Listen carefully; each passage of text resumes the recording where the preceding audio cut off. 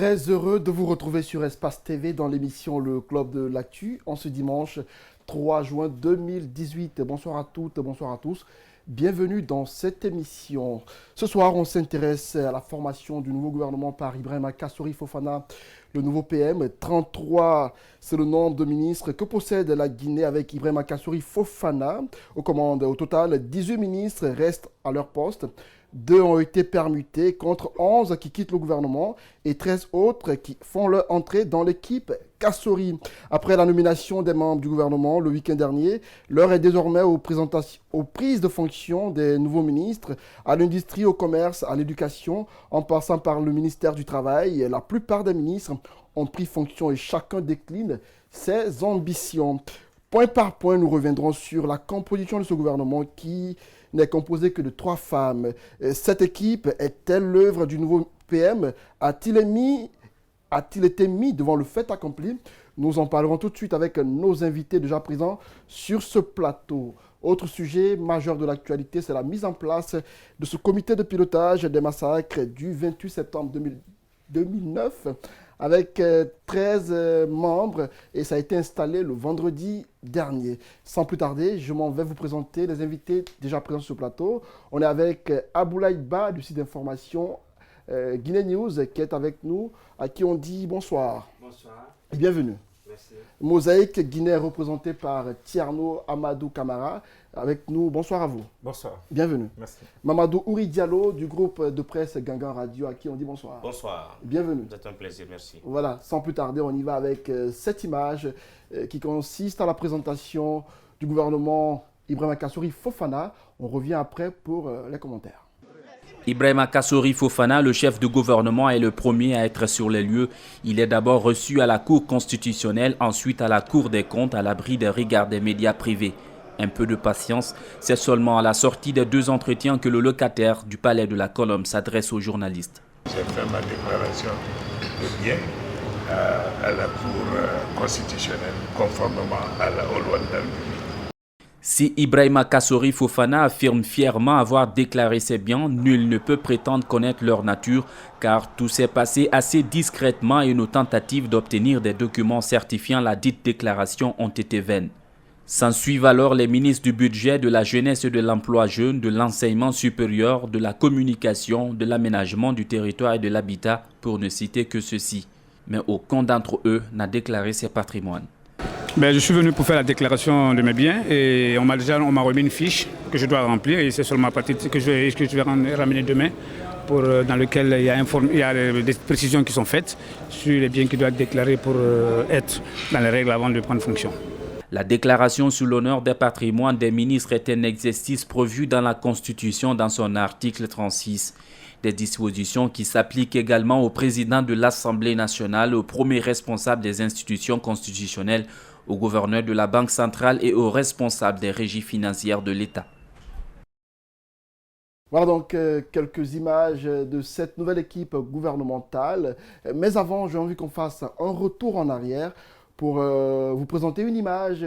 À l'époque, c'était en 1996 avec l'équipe Sidya Touré. On va aller pour se souvenir avec Cellou Dalein Diallo, Kassory Fofana, Sidya Touré. On se remémore, on revient après pour d'autres commentaires. Une équipe dirigée par un Premier ministre chargé de coordonner l'action gouvernementale et gérer l'administration, M. Sidya Touré.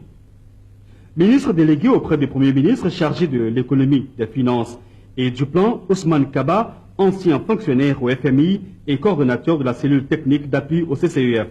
Ousmane Kaba, 41 ans, est docteur en sciences économiques. Ibrahima Kassory Fofana, ministre délégué auprès du Premier ministre chargé du budget et de la restructuration du secteur parapublic, est un habitué du dossier. Né en 1953 à Forêt-Caria et père de 2 enfants, Ibrahima Kassory Fofana est diplômé de l'Université de Conakry et diplômé du Centre d'études financières, économiques et bancaires de Paris. Voilà donc à l'instant le bon vieux temps avec Sidya Touré aux commandes, Cellou Dalein Diallo, Kassory Fofana, ensuite Ousmane Kaba. Mais avant, j'ai envie qu'on parle un peu de ces inondations qui ont commencé déjà à Conakry avec les premières pluies. On a assisté hier samedi à quelques manifestations de femmes à Yimbaya et à Sangoya. On constate malheureusement, Thierno Amadou Camara, que Conakry replonge dans les inondations. Oui, Conakry replonge dans les inondations, c'est quand même la conséquence d'un échec, entre guillemets, de la politique sanitaire, de la politique qu'on a vantée ici à un moment donné, lorsqu'on a mis en place l'Agence nationale de salubrité publique. On nous avait dit que voilà, de l'argent allait être débloqué et un plan allait être mis en place pour faire en sorte que la question d'ordures à Conakry trouve finalement solution. Sauf que cette agence, je pense qu'elle a plus d'un an maintenant, il y a plus d'un an depuis qu'elle a été mise en place. Vous savez qu'à un moment donné, on avait même confié la question de l'assainissement à l'armée. Aujourd'hui, donc les pluies arrivent, trouvent qu'il n'y a pas de disposition prise par l'administration de manière à éviter ce qui est arrivé. Et donc, les conséquences, c'est qu'il y a des inondations et je pense que ceux qui s'en prennent à d'autres parce qu'ils estiment que c'est parce que les uns ont déversé des ordures dans les caniveaux et que les autres sont victimes, je pense qu'il faut plutôt s'en prendre à l'État. Il faut demander à l'État de mettre en place dans les quartiers, dans les secteurs, dans les communes, des politiques permettant de collecter, de ramasser, mais aussi de transformer ou alors d'incinérer les ordures. Quand c'est fait comme ça, les caniveaux sont vides quand il pleut et il y a des canaux qu'on appelle ça, qui sont en place pour drainer les eaux de ruissellement là où elles doivent être, mais pas dans les maisons des gens. Mais je pense que... Le constat, Thierno, c'est que la plupart de ces ordures sont déversées dans des caniveaux. Et oui, à ce niveau, le ministère des TP, selon ce que nous apprenons, c'est à lui de s'en charger. Non, mais c'est ce que je suis en train de dire. Ce n'est pas seulement le ministère des TP. Le ministère des TP peut-être est concerné, mais à une proportion, à mon avis, très faible. Je pense que ça relève plutôt de la question d'assainissement, du traitement des déchets ménagers surtout, parce que c'est surtout cela. Comment faire en sorte que dans chaque secteur, dans chaque quartier, qu'il y ait des points de regroupement et qu'il y ait un système de transport de ces déchets-là vers une décharge, et à partir de laquelle décharge, peut-être, il y a un traitement qui est réservé aux ordures. Mais aujourd'hui, qu'est-ce qui se passe? Les camions viennent prendre les ordures et c'est envoyé quelque part, c'est amassé à ce niveau. Il n'y a pas de transformation, il n'y a pas où ça doit aller et ça reste, finalement, les camions ne peuvent plus aller. Et donc, finalement, les gens sont obligés de faire avec les ordures ce jeu, ce qui amène certains à les prendre, à les déverser, même si je ne le justifie pas, à les déverser dans les caniveaux et c'est bouché quand il pleut. Il n'y a pas de canalisation, il n'y a pas de tuyau pour que l'eau de ruissellement puisse aller là où elle doit aller et ça va dans les maisons des gens, ça draine des ordures dans les maisons, dans les concessions des gens. Je pense que c'est beaucoup plus à l'Agence nationale de salubrité publique de prendre ses responsabilités, mais son directeur l'autre fois au siège du RPZ Arc-en-Ciel se plaignait de manque de moyens. Je pense qu'il faut que des moyens soient mis à sa disposition, surtout que ce n'est que le début. Mais manque de moyens avec plus de 23 camions tout de même. Non mais les camions ne suffisent pas. Je vous dis que la collecte au niveau des quartiers, ça se fait. Et on déverse à des endroits. Maintenant, quand les camions prennent, il n'y a pas de décharge en fait. C'est-à-dire qu'il n'y a pas de lieu, il n'y a pas encore une politique de transformation. Parce que dans d'autres pays, on parle même de transformation des déchets pour en faire de l'énergie, par exemple. Mais ici, il n'y en a pas. Et il n'y a pas où mettre les ordures. Et donc, vous envoyez là où mettre. Quand c'est rempli, les camions sont obligés d'attendre. Parfois, des camions attendent là-bas 2 à 3 jours pour pouvoir déverser. Et quand c'est comme ça, je pense qu'au niveau des ménages, au niveau des quartiers, ça s'accumule. Et finalement, les gens en ont marre et ils prennent, ils jettent dans les caniveaux. Aboulaïba, est-ce qu'on peut parler d'éternel recommencement? C'est un échec de Sori Camara à la tête de l'ANSP? Je pense que le mot que tu utilises résume l'éternel recommencement.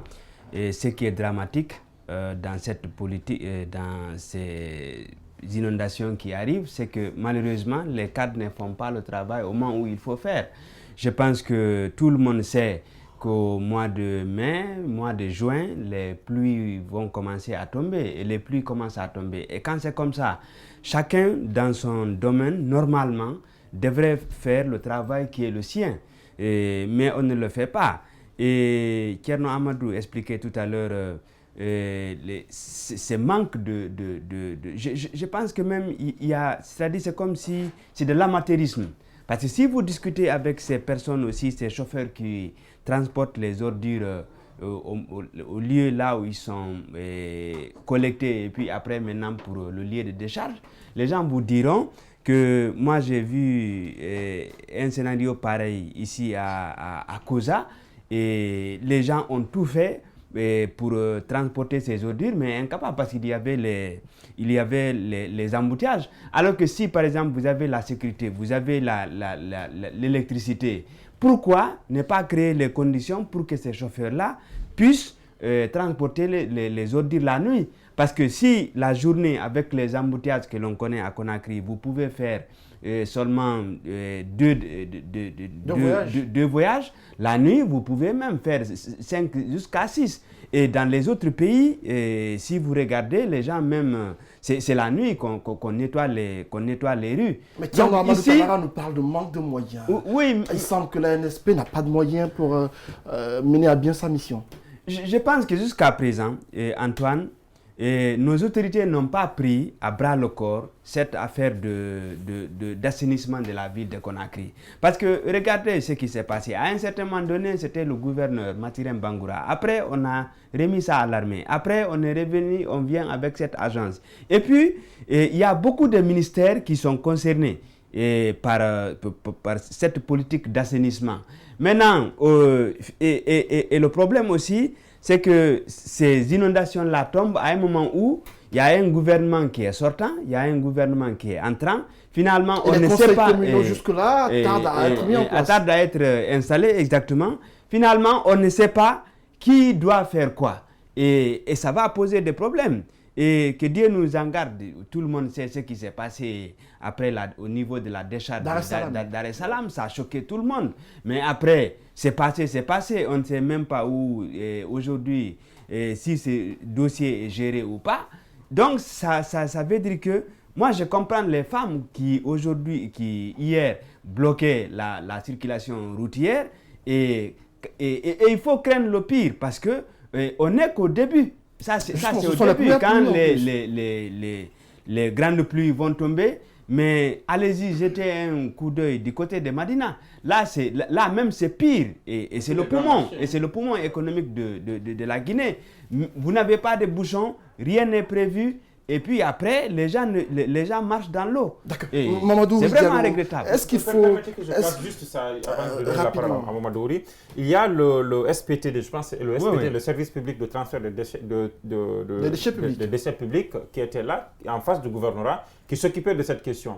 Après, on l'a donné, je pense, au gouvernorat de Conakry, qu'on appelle à l'époque de Soriba Sorel Camara. Et Soriba Sorel, je vous rappelle juste pour vous dire combien de fois, ce n'est pas le ramassage, ce n'est pas la collecte qui manque, mais c'est la transformation qui manque.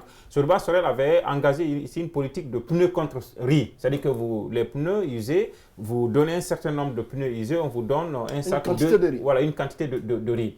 Mais finalement, on a tellement emmagasiné ça et finalement, on ne savait pas que faire des pneus parce qu'il n'y avait pas de décharge, il n'y avait pas où ils étaient. Finalement, les gens ont arrêté la politique et les pneus qui étaient là se sont retrouvés encore dans la rue. Donc, il avait un projet. Je ne sais pas qu'est-ce que c'est devenu maintenant. Il avait un projet, je pense, avec des partenaires étrangers, de mettre en place une industrie de transformation de ces déchets. Je pense que tant qu'on n'a pas ça, et ça ne résout pas le problème parce que vous collectez, vous amenez à la décharge. S'il n'y a pas une finalité, je pense que c'est un éternel recommencement. Sinon, ces déchets qui sont transportés au niveau de ces décharges-là, c'est au niveau de ces décharges que ces déchets vont causer des dégâts. C'est ce qui est arrivé à Dar es Salam.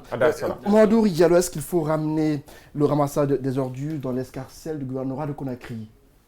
Bon, je ne sais pas. Parce que Mathurin, à le voir, il a l'air de ne pas s'en préoccuper parce que ça ne lui revient pas de ramasser les ordures. Effectivement, qu'il ne peut pas trop s'en préoccuper parce qu'on lui a enlevé les prérogatives, d'accord. Mais est-ce qu'il faut continuer à confier cette tâche d'assainissement public à un service, puis lui enlever, puis redonner à un autre service? C'est pas ce qui va résoudre la question. Naturellement, ça relève de lui. Le gouvernement de Conakry a aussi cette prérogative. Pourtant, le véritable schéma qui doit résoudre ce problème, c'est justement que la question d'hygiène et de salubrité publique soit gérée dans les communautés à la base, c'est-à-dire dans les communes, les quartiers.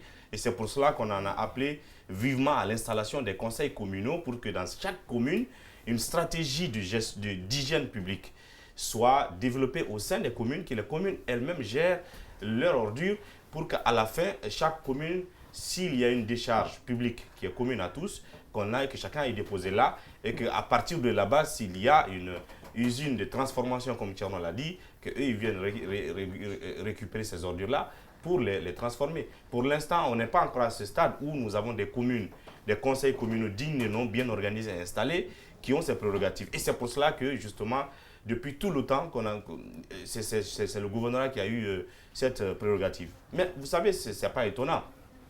À chaque saison hivernale en Guinée, c'est le même débat, quoi. Parce que finalement, on s'y est accommodé. En saison sèche, les gens prennent le temps de remplir les caniveaux sans se soucier que dès que la saison pluvieuse va arriver, eh bien, ces ordures vont nous revenir à la figure. On a vu un projet récemment de curage de caniveaux. On nous apprend que ça a été financé par la Banque mondiale. On a vu des attroupements de jeunes et de femmes par endroits. Il y a des opérations comme ça de curage des caniveaux, mais le problème c'est que... Sauf que par endroits, on les déversait aux abords des caniveaux. Oui, mais même si on les enlevait, le problème c'est que quand on enlève ces ordures dans ces caniveaux, eh bien, le lendemain, les citoyens reviennent reverser les ordures là. C'est cette attitude-là en fait qui doit changer.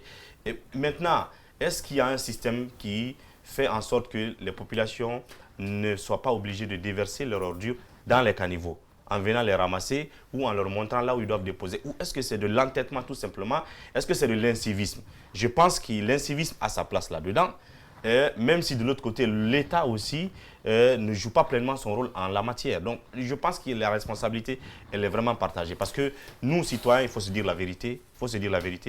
Même si ce n'était pas les ordures, il y a par exemple la topographie de ces quartiers qui sont victimes de tout ça aujourd'hui, les constructions anarchiques où les gens sont carrément sur le chemin des eaux. Donc quand c'est la saison pluvieuse, que ce soit les ordures ou pas, les eaux vont se drainer tout droit chez les gens et vont tout simplement faire des dommages. C'est ce qui s'est passé à Demoudoula. On a été obligé d'aller casser des maisons, enlever les gens. En pleine période hivernale. Voilà, parce que les gens ont construit de façon anarchique. Il y a ce facteur de civisme qui manque, mais aussi que l'État doit bien entendu jouer son rôle. Je pense qu'on va faire le même débat jusqu'à ce que la saison pluvieuse va passer. L'année prochaine, ce sera la même chose. Malheureusement, allez-y rapidement. Il faut aussi dénoncer le manque de législation là-dessus, à moins que ce soit une nouvelle loi. Je pense que jusqu'à 2 ans quand même, parce que je m'intéressais à cette question, jusqu'à 2 ans, on n'avait pas une loi ici qui tranche sur le problème. Au point que lorsque Soriba Sorel a voulu se charger de cette question... Vous êtes apparemment nostalgique de Soriba Sorel. Oui, bien sûr, je le rappelle, parce que lui au moins il se bougeait là-dessus, il avait la pression. C'est pas l'impression que nous avons eue à l'époque, parce que Soriba Sorel, ce n'est pas une question de personne. Il a un bilan qui, je dirais, n'a pas été élogieux. C'est que je suis en train de dire est juste lié à Soriba Sorel. Beaucoup estimaient qu'il faisait beaucoup dans la propagande. Non, ça c'est une autre question. Moi, ce n'est pas ce que je suis en train de dire.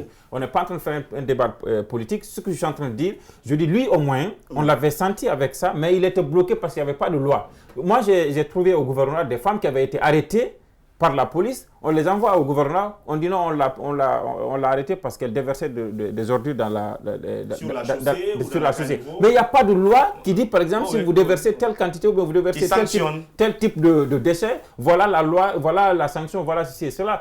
Ensuite, son successeur, comment il s'appelle, le général Mathurin, quand il est venu, il a, je pense, mis en marche cette politique de recrutement de la police verte et tout ça qu'il a placé à Kaloum. Mais après, qu'est-ce que ça a donné? Parce que vous prenez quelqu'un, vous ne pouvez pas le sanctionner comme ça. Il n'y a pas une loi à travers laquelle le tribunal peut statuer pour dire oui, vous avez déversé tel type de déchets à tel endroit, voilà ce que la loi prévoit, voilà la sanction. C'est impossible. Donc il faut une loi là-dessus et que maintenant les tribunaux aient vraiment des règles à partir desquelles on peut juger par exemple des personnes qui se montraient incivistes en faisant ce que vous dénoncez. Mais est-ce que sérieusement on a besoin de loi pour qu'un citoyen ne déverse pas les ordures sur la voie publique? On a besoin de loi. On a besoin de sanctions. C'est comme ça. On revient juste. Voilà, de retour dans ce studio pour continuer notre émission avec ce sujet annoncé à l'entame, la formation de ce nouveau gouvernement composé de 33 ministres. Avec nous sur ce plateau, on ne dira pas un divin, mais on a quelqu'un qui, lors de l'émission précédente, a tenté d'établir un peu, donner son point de vue par rapport à la composition du gouvernement. Il a cité des noms de ministres qui figurent dans cette liste des membres du gouvernement. Aboulaye Ba, même si vous faites le semblant de ne pas comprendre de quoi il s'agit, mais vous annoncez à l'époque des entrants dans ce gouvernement-là. On les y retrouve. Alors, dites-nous quelle a été votre impression à la publication de ces noms de ministres. Bon, bon, l'impression, pas tellement, parce que moi, j'ai suivi la constitution du gouvernement. Bon, pas parce que j'ai pris part, mais je m'intéressais. Et puis, toutes les personnalités susceptibles se retrouver dedans. De donner des informations. Okay. Vraiment, j'ai côtoyé. Parce que moi, par exemple, après la formation du gouvernement, je suis passé chez beaucoup de ministres, pas pour les féliciter ou les saluer, mais je voulais vraiment les voir en face et comprendre comment ils ont appris. Et puis, sincèrement, beaucoup de ministres, c'est comme s'ils étaient dessus. Parce que ce que moi j'écris... Lesquels? Les sortants? Non, beaucoup de personnes. C'est-à-dire, qu'est-ce qui s'est passé? Et j'ai eu l'impression que ce décret-là n'a pas été préparé en un coup. Donc, à un moment donné, on vous dit, vous allez partir là ou là. Vous allez partir là ou là. Finalement... Ça veut dire que ça a été négocié. C'est-à-dire, on a demandé l'avis des personnes avant de les y nommer. Non, comment ça s'est passé? C'est-à-dire, dans un premier temps, on a contacté pas mal de personnes pour figurer dans le gouvernement. Oui. C'est-à-dire, on a dragué dans les médias, dans la société civile, au niveau des partis politiques, donc au niveau de la diaspora. Il y a eu vraiment ce dragage-là, ça a été fait. Alors, au fur et à mesure que les choses évoluaient, maintenant, il y a certains qui ont annoncé le non, tel ne figurera pas dans le nouveau gouvernement, tel va figurer. Ça s'est passé comme ça. Et jusqu'à la dernière minute. Parce que vendredi nuit, je vous le dis, il y a eu... je connais des ministres qui figuraient dans... Par exemple, le ministre de la Santé. Lui, c'est à la dernière minute que son nom a sauté. Alpha Condé devrait se rendre à Strasbourg. Donc, le décret devrait sortir le vendredi nuit. Et cette nuit-là, si le décret sortait, il était différent du décret qui est sorti samedi. Alors, il y a eu des petits problèmes. Je ne sais pas, est-ce le problème de Oye Guilavogui? Je ne sais pas, mais il y a eu des petits problèmes. Finalement, il y a eu des tractations. Oye, il faut le rappeler, a refusé voilà, d'être nommé ministre de l'élevage. Et là aussi, c'est très simple. Est-ce qu'il s'est dit que Oye aurait menacé de démissionner si toutefois son nom figurait? Alors peut-être, les gens se sont dit, au lieu qu'il ne démissionne au lendemain de la formation du gouvernement, ce qui affaiblirait le nouveau gouvernement, pourquoi ne pas le mettre de côté en attendant peut-être qu'il revienne à de meilleurs sentiments? Donc voilà pourquoi, à mon avis, le ministre de l'élevage figurait dans l'architecture du gouvernement, du nouveau gouvernement à la 5e position, mais dans la composition, il ne figurait pas. D'accord. Donc il y a eu ça. Finalement, je pense que le décret a été retardé. Il y a eu des tractations, on casse, on fait rentrer des gens, on fait sortir des gens. Parce que je connais aussi des ministres qui devaient partir dans un autre département. Ils savaient qu'ils étaient confirmés, mais à la dernière minute, après, on les a cantonnés au ministère originel. C'est comme Yero Baldé, on savait qu'il était partant, par exemple pour les finances, si je ne me trompe pas. On savait aussi que Gassama était partant pour un autre ministère. Mais après, à la dernière minute, ils ont été confirmés à leur poste. Donc finalement, ce qui fait que même les ministres, à la dernière minute, ils ont appris leur sort que quand il y a eu le décret. Mais comment expliquer cela? Parce que nous apprenons que le nouveau PM, Ibrahima Kassouri Fofana, a été mis devant le fait accompli et que ce gouvernement ne serait pas son œuvre. Alpha Condé aurait tout imposé. Ce que je sais, c'est que tout au début, si Alpha Condé n'a pas déjoué les rumeurs quant à la nomination du Premier ministre Kassouri, puisque effectivement avant la nomination de Kassouri, pratiquement tout le monde savait que ça devait être lui. En tout cas, les rumeurs le portaient au devant de la scène. Et comme d'habitude, Alpha, il déjouait toujours les pronostics, mais cette fois-ci, là, il a effectivement nommé Kassouri. Ça n'a pas été le cas pour le gouvernement, justement, parce que depuis le 8 mars, quand il a annoncé qu'il allait faire un grand remaniement et qu'il allait nommer des ministres proches du peuple, un gouvernement proche du peuple. Et non démagogue. Et cela voulait dire implicitement que cette équipe qui était en place ne l'était pas du tout. Donc il fallait s'attendre à une sorte de remaniement à 80% de membres du gouvernement partant. Mais ce qu'on a vu, c'est qu'il y a eu une sorte de confirmation à 80%. Donc de ce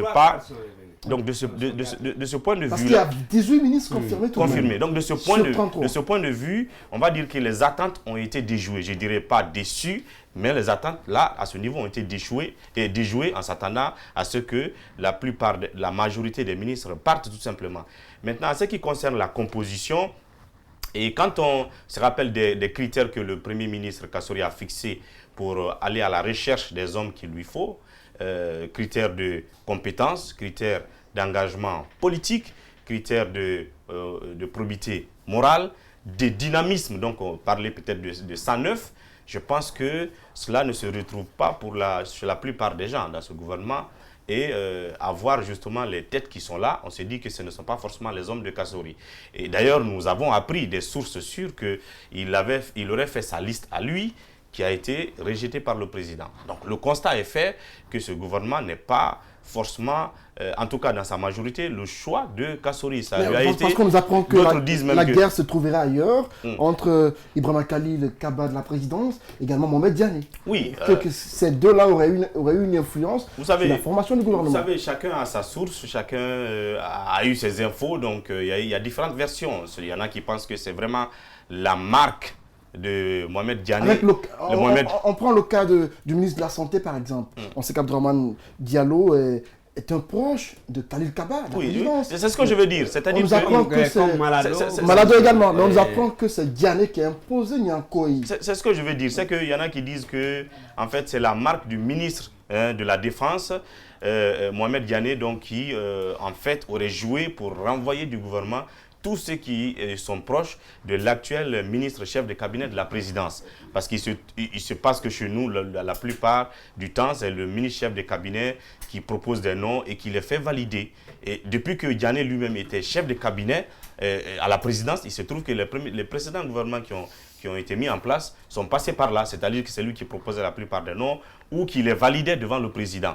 Donc cette fois-ci, peut-être qu'il a voulu faire valoir un peu son statut de membre imposant et influent du RPG, et donc à proposer des noms. Ce constat est quand même fait, mais moi je dis que ce n'est pas ce qui compte peut-être forcément. Il y en a qui commencent à dire déjà oui, ce n'est pas l'équipe de Kassouri, on voit que ce n'est pas lui qui a choisi des hommes, donc déjà c'est un échec pour lui, il doit démissionner. Moi je dis non, je dis peut-être que c'est une autre phase pour lui. Quand je regarde ailleurs, et d'ailleurs très loin, je prenais l'exemple hier quand on était avec Abdoulaye dans une autre émission, je vois par exemple Emmanuel Macron, parce que la France souvent est une référence pour nous, son gouvernement, à mon sens, n'a pas été composé par son Premier ministre Philippe.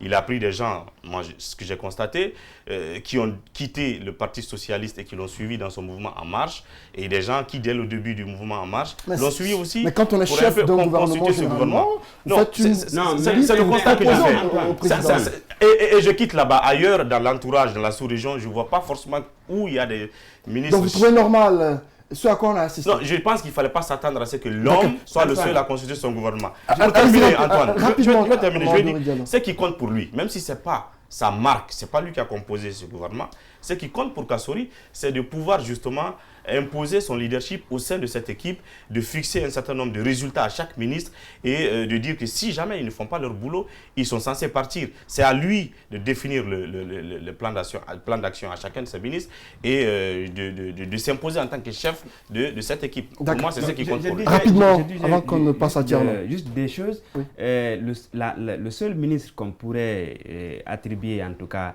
à Kassouri, c'est peut-être celui de l'environnement. Il a certes des proches. Et Curtis, c'est Gabriel. Non, je dis il a des proches. Mais celui à qui on peut attribuer, c'est le ministre de l'environnement. Mais pourquoi Kassori Fofana ne peut pas se prévaloir ses prérogatives de former le nouveau gouvernement. 2 raisons. La première, c'est la façon dont il a été nommé Premier ministre. Il a vraiment bataillé dur. Et quand vous bataillez dur, c'est-à-dire c'est comme si vous battez corps et âme pour obtenir quelque chose. Et quand on vous le donne, figurez-vous, on ne va pas vous donner aussi la possibilité de former le gouvernement. Ça, c'est la première raison. La deuxième raison, Kassori Fofana, contrairement à ses 2 prédécesseurs, que ce soit Saïd Fofana ou Mamadi Youla, Kassori Fofana, quoi que l'on dise, même s'il a dissous son parti au sein du RPG, c'est un leader politique. Donc, raison pour laquelle on ne va pas lui donner la possibilité de nommer à 100% ces hommes à lui dans le gouvernement. Parce qu'on dira toujours qu'il aura des velléités demain. Et la troisième chose, c'est le duo. Et il faut qu'on le dise. C'est Diané et puis Kassori Fofana. Maintenant, après, il y a Alpha Condé. Donc, ça veut dire qu'il y a au moins 3 acteurs pour former ce gouvernement. Donc, Kassori ne peut pas vraiment forcer la main. D'accord. Clairement, est-ce qu'on peut parler de conflit de compétences par endroit, tel que le stipule Ablaïba Kassori d'un côté, Diané de l'autre, et ensuite Khalil Kaba, qui est également à la présidence? Non, mais le combat qui est là d'ailleurs, parfois l'image de Kassori, c'est un film dans lequel l'image de Kassori revient très rarement d'ailleurs. C'est comme un film entre Khalil Kaba et Dr Mohamed Diané, parce qu'aujourd'hui on sent finalement que Kassori a été mis de côté dans la composition du gouvernement. Et on sent maintenant qu'il y a un duo, c'est-à-dire un duel entre Khalil Kaba, le clan de Khalil, et le clan de Mohamed Diané, et que celui de Mohamed Diané a fini par gagner. Diané revient en force à la présidence. Oui, Diané revient en force à la présidence. Maintenant, il y a un problème où il semblait qu'on appelle sous-estimer le problème que ça peut créer, et qu'il ne crée pas son gouvernement, c'est qu'on appelle qu'il ne nomme pas, qu'il ne désigne pas les membres de son gouvernement, c'est un problème. Parce que, figurez-vous, Diané, par exemple, qui est super ministre ministre chargé des affaires présidentielles, est-ce que, dans une certaine mesure, il ne relèverait pas de la présidence de la République? Du point du fait qu'il soit... C'est évident qu'il relève de la présidence. Qu'il relève de la présidence de la République. Est-ce qu'à ce niveau, ça ne donne pas au-delà de l'image qu'il a au sein du parti, au-delà de sa personnalité, de son charisme et tout ce qui est là, est-ce que le fait qu'il soit le ministre chargé des affaires présidentielles ne fait pas de lui un super ministre au sein d'un gouvernement où ce n'est qu'un allié qui est le Premier ministre? C'est un problème.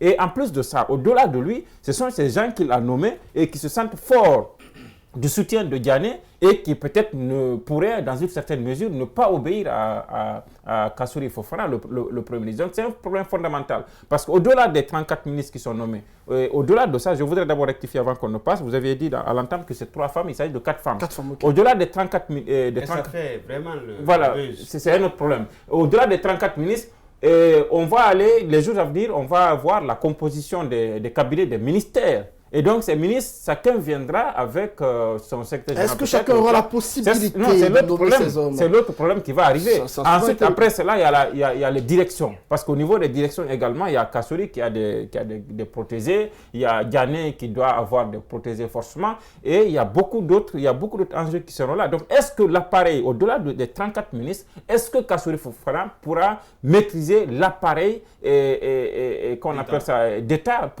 avec la plupart des gens qui sont là, qui soient des gens qui obéissent à ce qu'il dit. Donc c'est un grand problème. Je souscris à ce qu'Ablaïba dit, il vient quand même il est dans une position de faiblesse, parce qu'on a senti que c'est lui qui est demandeur du poste de Premier ministre, c'est lui qui a commandé le poste de Premier ministre et il l'a obtenu. Oui, bien sûr. Je termine là-dessus rapidement. Non, oui, accepté. C'est lui qui a demandé. Et quand c'est comme ça, il vient agenouiller. Et il s'est agenouillé, on l'a donné le poste. La main qui demande est toujours en bas, c'est ça. Non, c'est pas, ça dépend aussi. Parce que quand on vous consulte pour être Premier ministre, en principe, ce sont des consultations, ce sont des négociations à l'interne d'abord, jusqu'à ce qu'il y ait quelque chose de solide avant de mettre ça sur la place publique. Mais il a dit sur la place publique qu'il veut être Premier ministre, on l'a nommé Premier ministre, mais on ne l'a pas donné le soin de composer le gouvernement. Et ça, il ne peut pas, comme Ablaïba l'a dit, il ne peut pas se plaindre parce qu'il est faible déjà. Si Alpha Condé avait nommé Kassori Fofana, parce que c'est un bon cadre, comme on est en train de le dire, Et Kassori leur a dit, Monsieur le Président de la République, pour que je fasse ce que vous voulez, laissez-moi cette marge de manœuvre de nommer les membres du gouvernement. C'est ce qui n'a pas été fait. Peut-on parler déjà d'un mauvais départ de Kassori? C'est un mauvais départ de Kassori. Je le dis, c'est un mauvais départ parce qu'il n'a pas l'assurance de maîtriser qu'on appelle l'équipe gouvernementale. Et il y a un duel au sein du gouvernement, qui l'échappe. Un duel dans lequel il ne peut même pas habiter. C'est le duel entre le clan Kaba, Ibrahim Khalil Kaba, qui va quand même essayer à résister, à part de quelques personnes qu'il a pu faire nommer. Il y a le clan Ghané. Ces clans vont s'affronter et ce sera un clan intra-RPZ Arc-en-Ciel. Et Kassori, il est vu comme un nouveau qui est venu juste fondre son parti par opportunisme. Donc à ce niveau, il n'aura pas la voix au chapitre. Donc au-delà de ça, je voudrais relever quand même. Je voudrais relever. C'est important qu'on évolue un petit arme. Parce qu'on n'a plus assez de temps. Rapidement alors. Il y a un paradoxe quand même à deux niveaux. Le président de la République a promis un grand remaniement. Et il a dit il y a moins de 30%. De nouveau. Il n'y a que 11 entrants. Voilà, 11 entrants. Et les femmes, il n'y a que 4 femmes, contrairement au gouvernement précédent. Alors qu'aujourd'hui, on se bat en Guinée pour que au moins les femmes aient accès aux instances de décision au moins à 30%. Et là, on n'a même pas 12% dans le gouvernement. C'est raté. Assez d'interrogations donc dans la formation de ce nouveau gouvernement. On va y aller, comme annoncé, point par point par rapport à quelques départements ministériels stratégiques dans ce gouvernement de Kassori. Mais avant, on observe une pause. On revient après pour la suite de l'émission.